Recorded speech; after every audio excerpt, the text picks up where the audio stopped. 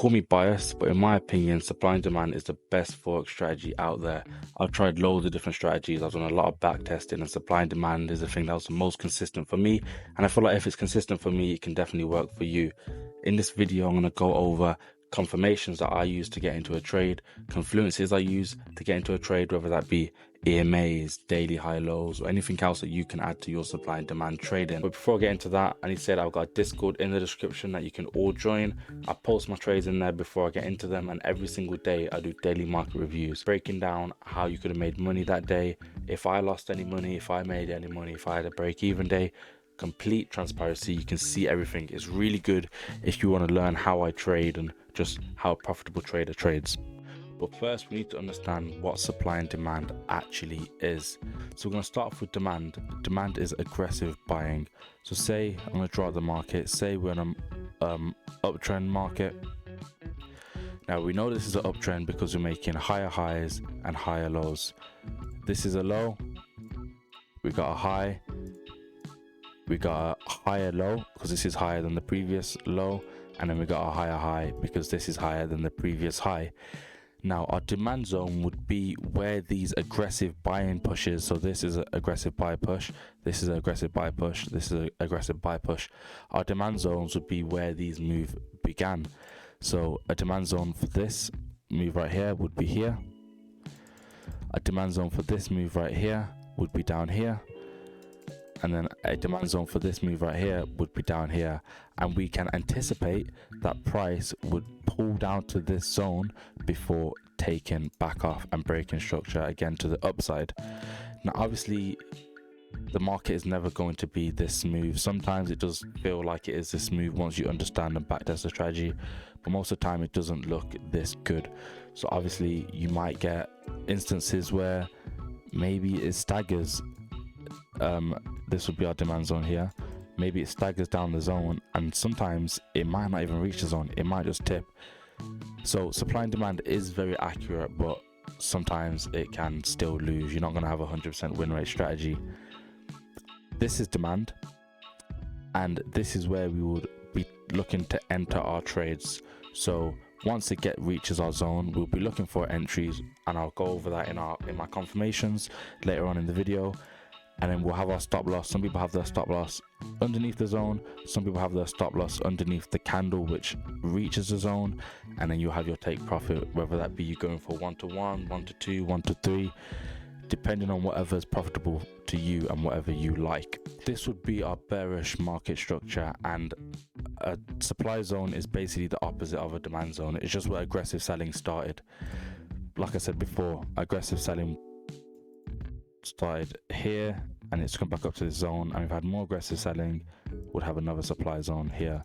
So these are our supply zones. How do we know that this is bearish? Because we're breaking to the downside.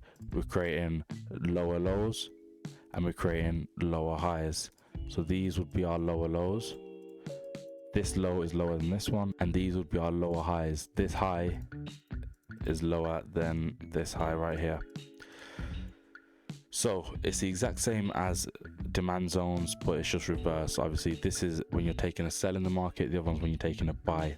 We can anticipate that if we're in a downtrend, price should come back up to this zone, and then if it does come to this zone, we can anticipate that it's going to reject off this zone. That's basically what supply and demand is. And in my opinion, it's really, really accurate.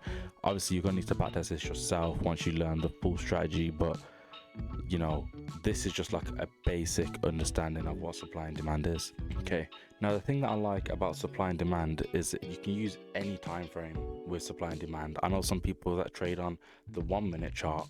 I like to get my entries on the 5 minute chart. I would say I'm a scalper intraday because I hold it for a bit longer. Some people trade on the 15 minutes, some people trade on the 30, some people trade on 1 hour, some people trade on higher time frames like 4 hour. You can trade on the daily also and higher time frames like that if you're like a swing trader or like position trader.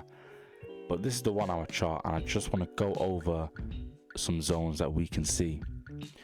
Now, a good way to know if it's aggressive buying Now, the reason why I say aggressive buying, because we're in an uptrend, so we're not going to be looking for sell zones or supply zones. We're going to be looking for demand zone or buy zones. So a good way to know if it's aggressive buying is by consecutive green candles or consecutive bullish candles, depending on what color your charts are. Now, for a demand zone to be valid, we need to have consecutive green candles, but there has to be a red candle. There has to be a red candle which starts it. So in this example here, this would be our demand zone. We have aggressive buying here, look, all these consecutive green candles, and then this is where this move started. It's come back down to this zone, and then we've started to push back up. Now, another area that we can see aggressive buying from is this area right here. Now that we're looking at that, we need to figure out, where did this move start? It started down here where this red candle is. And as we can see, it came back down to the zone, and we've been pushing up more again. Another zone that you can see, I'm just going to go over 3 examples. So another zone that we can see is this aggressive buying here, these consecutive green candles, this big push up. Where did this start? It started with these 2 red candles down here. So our zone would be there.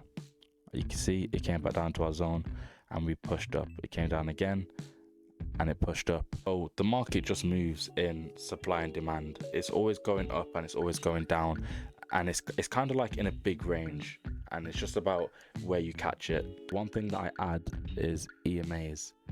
Now, I use the 13 EMA, 50 SMA, and the 200 EMA, and the main thing that I look for is that the 200 EMA is looking up and the 200 EMA is not flat.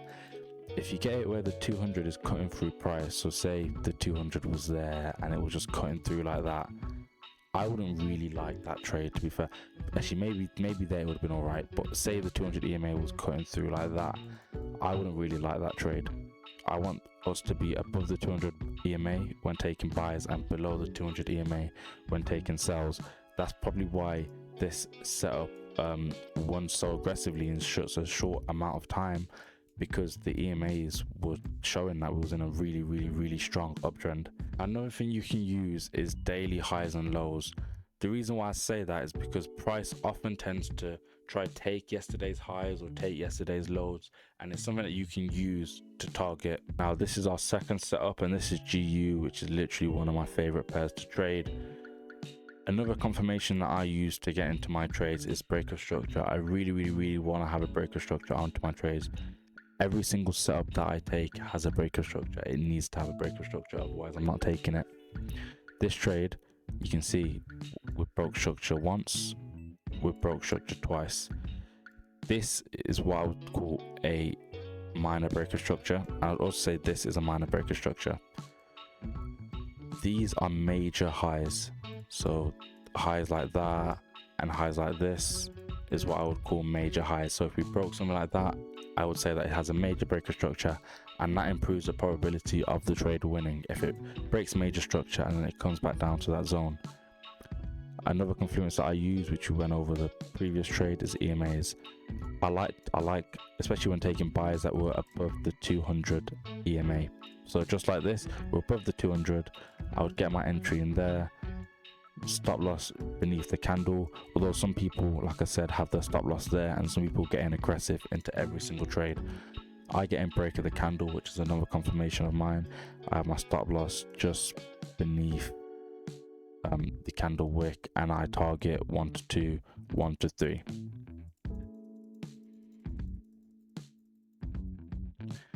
And it's really this simple. Like, you can see how accurate supply and demand is. It's so accurate, and these trades just run. Like I said, you can also use the EMAs to know how long to keep your trade running for.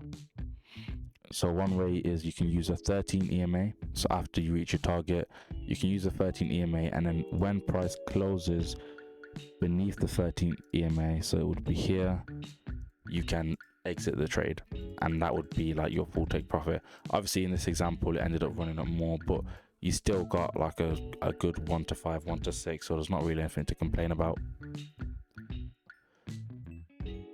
Now this is a sell, and this is on GBP JPY, which is another pair that I trade when I'm trading supply and demand. And literally, like I was saying before, our EMAs have to be in confluence with this trade.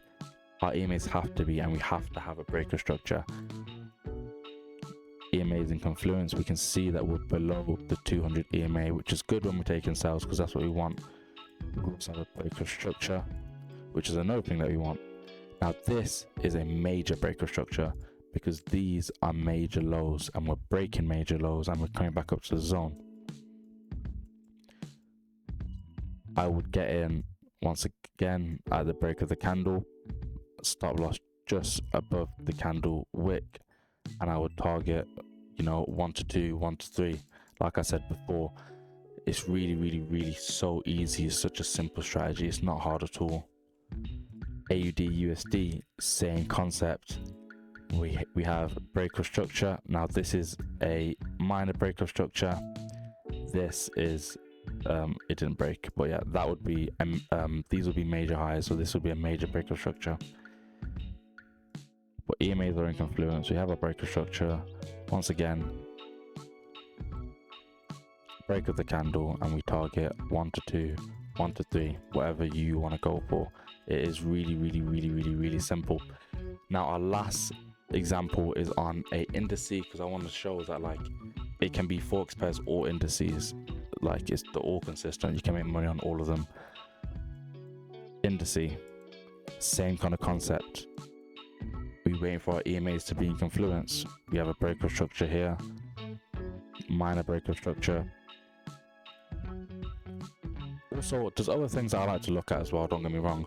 I'll go into higher time frames and I'll break down higher time frames, but I'm trying to keep it really simple in this video just for beginners.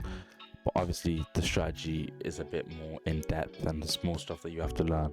But this is just like on a basic standpoint. Stop loss, go for 1 to 2, 1 to 3, and it's really easy. Like it's really easy. That's basically it really. But remember, like I was saying before, Discord in the description. So I'm definitely gonna have more videos like this breaking down supply and demand. So just like, subscribe, and do all that goodness.